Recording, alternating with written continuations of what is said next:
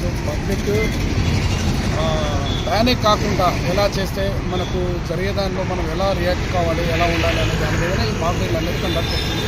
Emergency siren వచ్చినప్పుడు లైట్లు of చేయడం కానీ, విండోస్ డోర్స్ క్లోజ్ చేసుకొని అంత ప్యానిక్ కాకుండా మంచి చూసుకోవడానికి ముందు అవేర్నెస్గా ప్రకటించింది.